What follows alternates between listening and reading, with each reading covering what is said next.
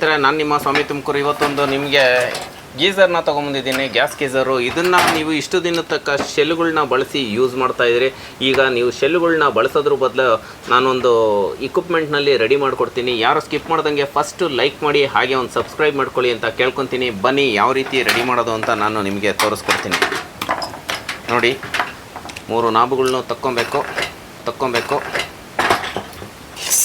3 knob ತಕ್ಕೊಂಡು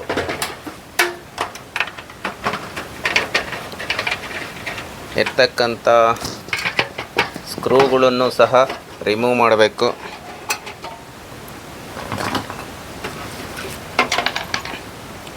ಸ್ಕ್ರೂಗಳನ್ನ ನೀಟಾಗಿ ಒಂದು ಕಡೆ ಇಟ್ಕೊಂಬಿಡಿ.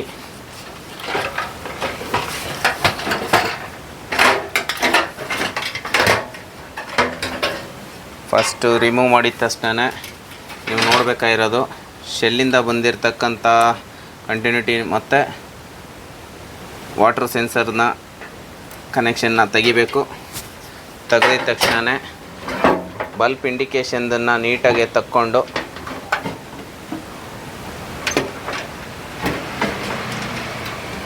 ಈ ಬಲ್ಪಿಂದು ಇದೆಯಲ್ಲ, ಇದನ್ನು ಸೇಫಾಗಿ ಅದಕ್ಕೇ ಜೋಡಿಸ್ಕೊಂಡಿರಿ. ಎಲ್ಲಾರ ಇಟ್ಬಿಟ್ರೆ ವೈಟ್ ಕಲರ್ದು ಮಿಸ್ ಆಗೋಗ್ಬಿಡುತ್ತೆ.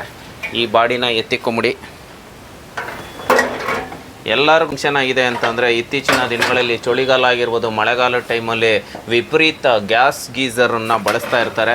ಹಾಗಾಗಿ ನಿಮಗೆ ಏನು ಪ್ರಾಬ್ಲಮ್ಮು ಅಂತಂದರೆ, ದಿನೇ ದಿನೇ ಹೆಚ್ಚಾಗ್ತಾ ಇರತಕ್ಕಂಥ ಶೆಲ್ಲಿನ ರೇಟು ಜಾಸ್ತಿ ಆಗ್ತಾಯಿದೆ. ಹಾಗಾಗಿ ನಿಮ್ಮ ಮನೆಗಳಲ್ಲಿ ಇರ್ತಕ್ಕಂಥ ಏನು ಚಾರ್ಜರ್ ವೇಸ್ಟಾಗಿ ಬಿದ್ದಿರ್ತಕ್ಕಂಥ ಚಾರ್ಜರಲ್ಲಿ ನಾನು ನಿಮಗೆ ಗ್ಯಾಸ್ ಗೀಝರ್ನ ಆನ್ ಮಾಡೋ ಹಂಗೆ ಮಾಡಿಕೊಡ್ತೀನಿ. ಯಾಕೆ ಅಂತಂದರೆ, 1 ತಿಂಗಳು 1.5 ತಿಂಗಳು ಅನ್ನೋ ಅಷ್ಟೊತ್ತಿಗೆ ನಿಮಗೆ ಶೆಲ್ಗಳು ಹೋಗ್ತಾ ಇರುತ್ತೆ. ಹಾಗಾಗಿ ಈ ಮಾಹಿತಿನ ಕೊಡೋದಕ್ಕೆ ಇಚ್ಛೆ ಪಡ್ತಾ ಇದ್ದೀನಿ. ಬನ್ನಿ ಯಾವ ರೀತಿ ಮಾಡೋದು ಅಂತಲೂ ತೋರಿಸ್ಕೊಡ್ತೀನಿ. ನಿಮ್ಮ ಮನೆಗಳಲ್ಲಿ ಇರ್ತಕ್ಕಂಥ ಈ ವೇಸ್ಟ್ ಚಾರ್ಜರ್ ಇದೆಯಲ್ಲ, ನೋಡ್ತಾ ಇರ್ಬೋದು. ಈ ಚಾರ್ಜರಿಂದ ನಿಮಗೆ ಗ್ಯಾಸ್ ಗೀಝರ್ನ ಹತ್ತಿಸ್ಬೋದು ಅಂತ ನಾನು ನಿಮಗೆ ತೋರಿಸ್ಕೊಡ್ತಾ ಇದ್ದೀನಿ. ಯಾರು ಸ್ಕಿಪ್ ಮಾಡಬೇಡಿ. ಫಸ್ಟು ಒಂದು ಸಬ್ಸ್ಕ್ರೈಬ್ ಮಾಡ್ಕೊಳ್ಳಿ. ಈ ಪಾಯಿಂಟ್ ಐತಲ್ಲ, ಪಾಯಿಂಟ್ನ ಕಟ್ ಮಾಡ್ಕೊಂಬಿಡಿ.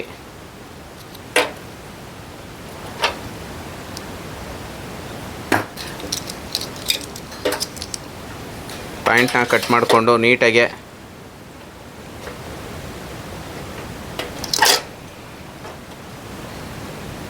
ಹತ್ರ ತಂಬೋಣ.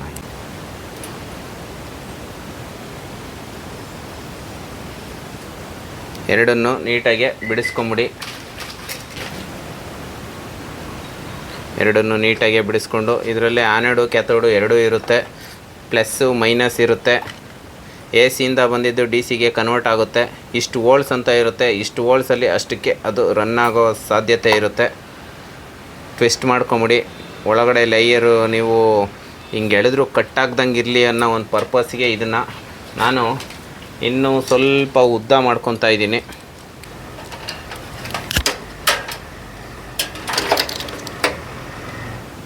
ನೋಡ್ತಾ ಇರ್ಬೋದು, ಎರಡನ್ನು ಸ್ಕಿನ್ ಔಟ್ನ ಮಾಡ್ಕೊತಾ ಇದ್ದೀನಿ.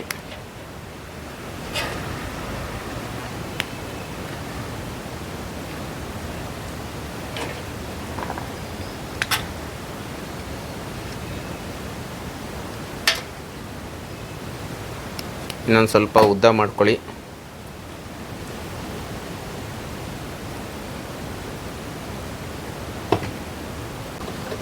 ನೋಡಿ, ಇದರಲ್ಲಿ ಪ್ಲಸ್ಸು ಮೈನಸ್ಸು ಇದೆ.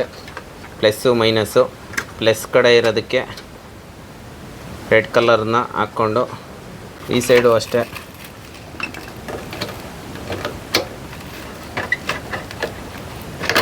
ನೀಟಾಗಿ ತಕ್ಕೊಳ್ಳಿ. ಎಲ್ಲೂ ಡ್ಯಾಮೇಜ್ ಮಾಡ್ಕೊಂಬಿಡಿ.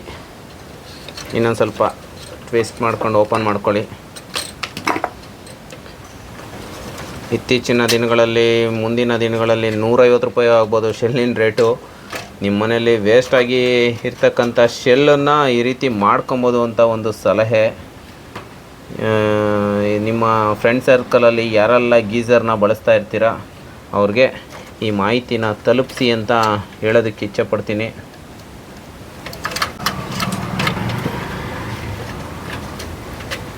ಯಾಕೆ ಇಷ್ಟು ಟೈಟ್ ಆಗುತ್ತೆ ಅಂದರೆ, ವೈರು ದಪ್ಪ ಇದೆಯಲ್ಲ, ಹಾಗಾಗಿ ಒಳಗಡೆ ಇನ್ಸರ್ಟ್ ಆಗೋದಕ್ಕೆ ತುಂಬ ಒಂದು ಸ್ವಲ್ಪ ಟೈಟ್ ಅನಿಸುತ್ತೆ.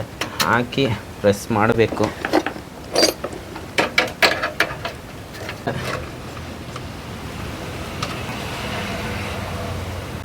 ನೋಡಿ, ವೈರ್ನ ಈ ರೀತಿ ಟ್ವಿಸ್ಟ್ ಮಾಡಿಕೊಂಡು ಒಂದು ಟೇಪ್ ಹಾಕೊಂಬಿಡಿ. ಮಾಡಿಕೊಂಡು ಈ ಇರ್ತಕ್ಕಂಥ ತಿರ್ಗಾ ನೆಗೆಟಿವ್ ಕನೆಕ್ಷನ್ಗೆ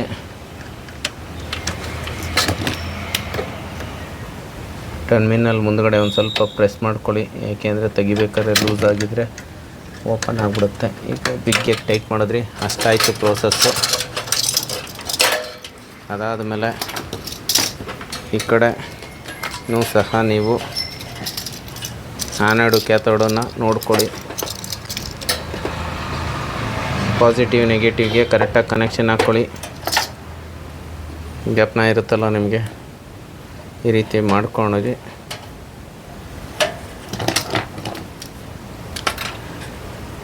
ಎರಡನ್ನು ಓಪನ್ ಮಾಡ್ಕೊಳ್ಳಿ. ಸ್ಕ್ಯಾನ್ ಔಟ್ ಮಾಡ್ಕೊಂಡ್ಮೇಲೆ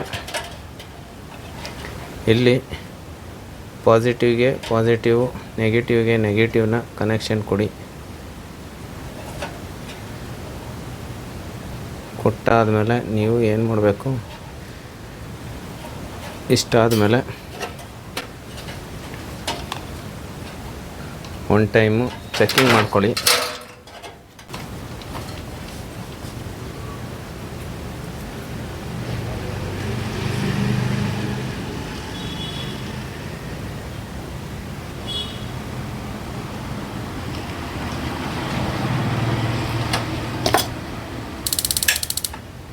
ನೋಡಿ ಸ್ನೇಹಿತರೆ, ಯಾವ ರೀತಿ ನಿಮ್ಮ ಮನೆಗಳಲ್ಲಿ ಇರ್ತಕ್ಕಂಥ ಈ ಚಾರ್ಜರ್, ಇಲ್ಲಿ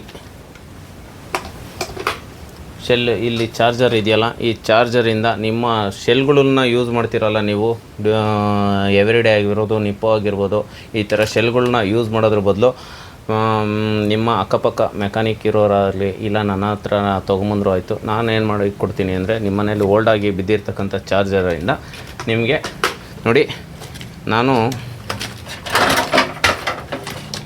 ಶೆಲ್ಗಳನ್ನು ಸಹ ಹಾಕಿಲ್ಲ. ನೋಡಿ, ಶೆಲ್ಗಳನ್ನೂ ಸಹ ಹಾಕಿಲ್ಲ ನಾನು. ಈಗ ಇದರಿಂದ ನಾನು ನಿಮಗೆ ಗ್ಯಾಸ್ ಗೀಝರು ಇಲ್ಲಿಗೆ ಹತ್ತಿರ್ತಾಂಬೋಣ. ನೋಡಿ, ಗ್ಯಾಸ್ ಗೀಝರು ಯಾವ ರೀತಿ ಹತ್ಕೊಳೋದಕ್ಕೆ ಅಂತ ಮಾಡ್ಬೋದು ಅನ್ನೋದಕ್ಕೆ ಬೇಗನೆ ಹತ್ಕೊಳುತ್ತೆ. ಶೆಲ್ಲು ಹಾಕಿ ಯೂಸ್ ಮಾಡ್ಕೊಳೋದ್ರ ಬದಲು ಈ ರೀತಿ ಮಾಡ್ಕೊಳೋದ್ರಿಂದ ತುಂಬ ಅನುಕೂಲ ಆಗುತ್ತೆ ಅಂತ ಹೇಳೋದಕ್ಕೆ ಇಷ್ಟಪಡ್ತೀನಿ. ಈ ಮಾಹಿತಿಯನ್ನು ಪ್ರತಿಯೊಬ್ಬರಿಗೂ ಶೇರ್ ಮಾಡಿ, ಹಾಗೆ ಒಂದು ಸಬ್ಸ್ಕ್ರೈಬ್ ಮಾಡ್ಕೊಳ್ಳಿ ಅಂತ ಕೇಳ್ಕೊತೀನಿ.